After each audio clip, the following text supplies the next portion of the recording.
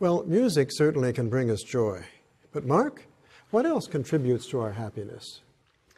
The Bible indicates that giving makes us happy. But some of our brothers have very little materially. How can we give to others if we are struggling economically? Likely we can all learn a lesson from this next video. Please watch. I love my family very much. Even though we don't have a lot, we're glad we have each other.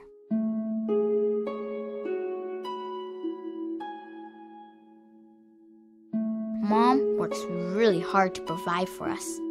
It's just the four of us.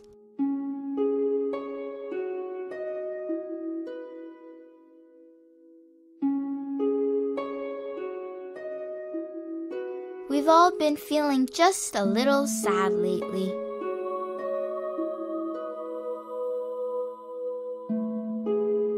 I can tell she's really tired and worries a lot. I try to help out. Sometimes I help to get everyone ready for the meeting. We seem to manage all right. But things are really hard.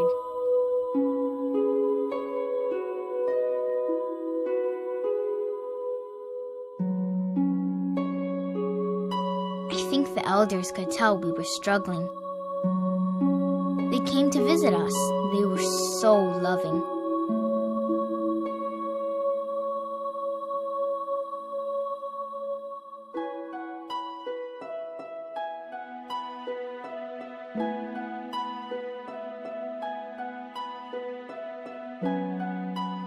They really listened to Mom and even read her some scriptures. They helped her to see that Jehovah still cared about all of us and that we still have the love of the congregation to strengthen us.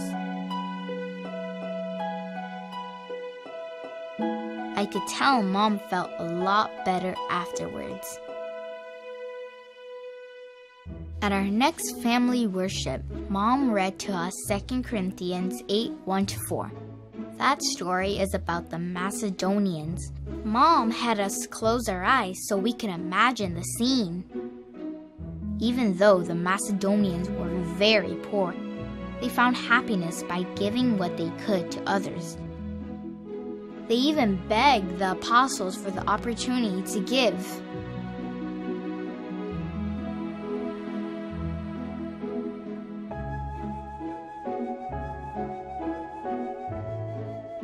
Then we read Acts 20:35, where it says, "There is more happiness in giving than there is in receiving." My sister said, "But we don't have anything to give." Mom said, "But we do. We have ourselves." It got us all thinking. Mom had a great idea.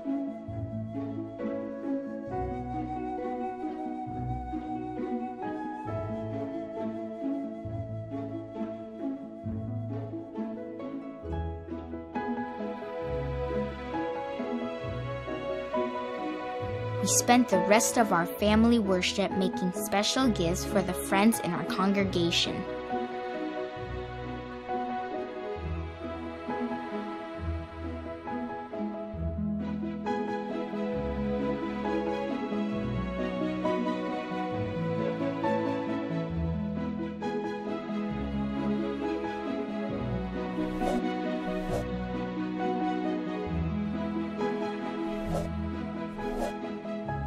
It was pretty amazing. Even though we don't have a lot materially, there is still so much we can give. Like putting a little in the contribution box each week and helping to clean. And of course, sharing in the ministry is the very best way we can give to others. Now we are even closer as a family.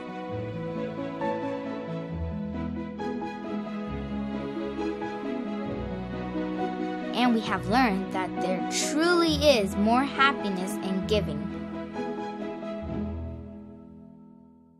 Even small gifts are appreciated by the recipient. You recall that Jesus commended the needy widow who dropped in only 2 small coins of very little value.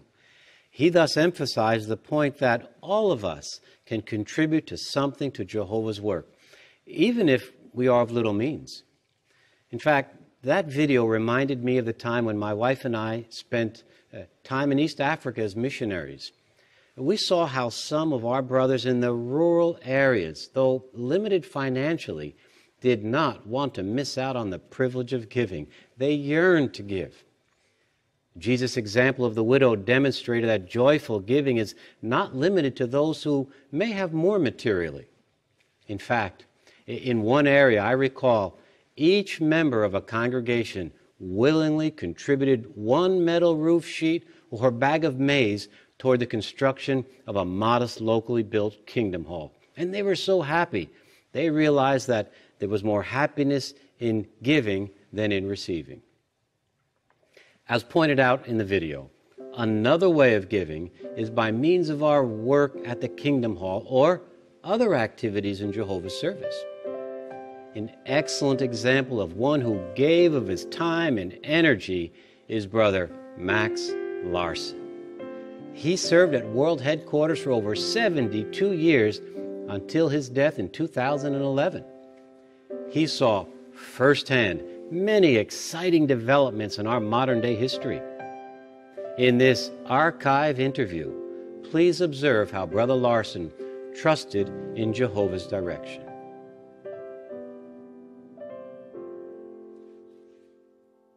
The phonograph was part of our work back at that time. Had records at the time made of material dissolvable in water. And out in Washington State, you get a lot of rain. And 1 drop on that record, a needle hit it, ruined the record. So we had to try to keep out of the rain. And then we started playing the record and started out. It's often said that religion is a snare and a racket, and that kind of gets people's attention. It served very well for it, a very fine probation for carrying on the ministry work. I used it every day now. Especially when I went into special pioneer work. That's 200 hours a month. Keeps you pretty busy. I did that 4 months before I came to Bethel. And all that time I used the phonograph. All totalitarian governments, all of which are aided and abetted. Back in the Depression day, I did a lot of trading. So this day I traded for books for a big bag of pears. I came home about 9:30. I was staying up in the attic in the beginning of fall, and there, Brother Al Hoffman was one of the anointed, and he was the district overseer in that trailer. So I went over to him and asked if he'd like to have some pears. And he said, "Oh, my Pete would love to have some pears." He said, "Come on in." So he said, "Sit down." He said, "You ever think about the Bible house?" I said, "What's that?" That's what they called Bethel at the time. He started explaining Bethel. We'd sat there 7.5 hours. I thought it was so wonderful hearing about Bethel. I was so excited about it. So instead of going up and go to bed, I went up in my room, I got my paper and pencil, and I wrote a letter to the society. I asked for a Bethel application, went out and mailed the letter, and I went come back to bed. So I kept it in mind every day and in prayer to Jehovah. In 4 months, I got my call. Very short letter, only a few lines. It said, "We have your application. If you can come right away, we can use you." So then, those days, you didn't get on a plane and ride. You get on a bus. I rode 6 days and 6 nights on a bus in the wintertime, blizzard Montana, blizzard North Dakota. I finally got to New York. Well, first assignment, Brother Noah took me down to the shipping department, so he had me tying cartons for a week. And then Brother Noah came down and took me up to the press room. And he said, "We're getting a new press in 3 months. Elrod is going to run that. Now, if you can learn to run this, you can operate it." So in 3 months, while I was operator for a year and a half. And then one day, Brother Noah came down again after a year and a half. "How'd you like to work in the office?" "Well, Brother Noah, that's the last job I'd take." So then he started to introduce me to the type of work I had to do. And then he made a statement I never forgot and still use it. "If you want to spoil a manager, give him desk work. A manager belongs where the people are, work's being done. You go through this plant twice a day." So I learned to do that. So then I did that for his assistant, being trained for a year and a half. And then one night, everybody gone home. It's an open office. His desk about 15 feet from mine. And he said, just got a call. Pappy just went home. I got a call from San Diego. Pappy was Rutherford had died. He didn't say any more for a minute or two. Then he said, well, he says, Max, I'll have to stay over at 124 and take care of the world. You take the factory. I didn't sleep too much that night. So I only had 3 years of Bethel experience. So then from then on, I had the factory job for 59 years. When I got the assignment to be factory overseer with 3 years experience, I needed a lot of help. They were all very helpful to me. There was 9 departments in the factory, and every department had an overseer, and every overseer was anointed. I'd go to them and talk over matters, discuss things. Different ones had different abilities in different fields.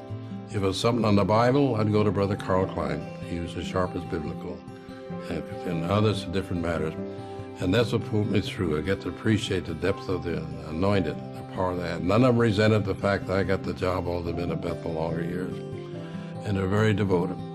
We had what we call janitors back there. They call them cleaners.